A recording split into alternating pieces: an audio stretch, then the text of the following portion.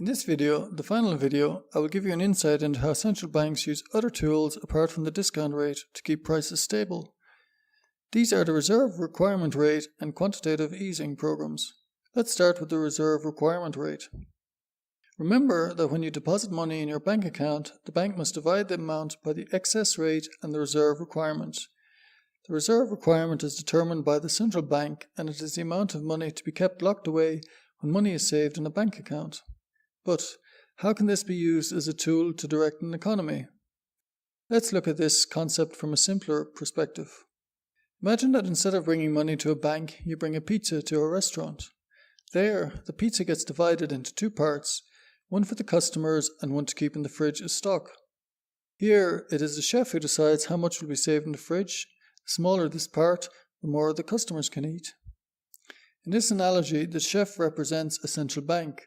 While he divides pizza, the central bank divides the amount of money deposited in bank accounts by determining the reserve requirement rate.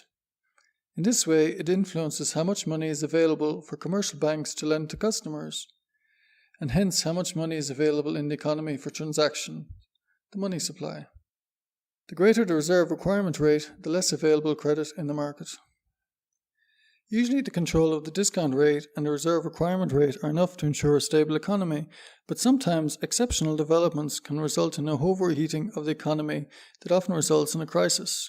In this case, when a central bank already used these two tools to their limit to generate money for credit, the direction of the following development is unclear. Well, let's see what can be done to solve such a problem. First, we should understand the crisis situation.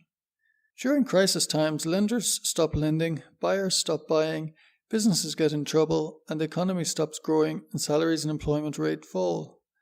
These circumstances affect all participants in an economy, and together they must find a solution.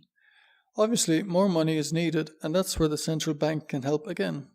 As it controls the money supply, it can increase the amount of money in the economy. This can be done either physically through the creation of more cash, printing money, or digitally, quantitative easing. But what can the central bank do with the new money? With the newly created money, the central bank enters the financial market where one may buy stocks, options, and other securities in addition to government bonds. In a crisis period, government bonds are popular amongst private investors due to their safe return and low risk. The central bank buys government bonds from the investors who are eager to sell them to get some of the newly created money. Then, government bonds increase in price. Thus, they stop being an inviting alternative to private investors who invest their money in stocks and other riskier securities. In this way, the created money is transferred into businesses and the economy in general. This strategy of central banks is called quantitative easing. Any drawbacks? Too much created money could result in inflation. That's why when the economy has recovered, the central bank sells bonds to governments and private investors. The money from these bonds is deleted to decrease the money supply and prevent high inflation.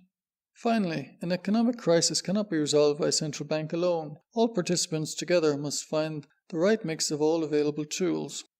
I hope my videos have helped you to get a better understanding of how central banks and monetary policies function. Thank you for your attention.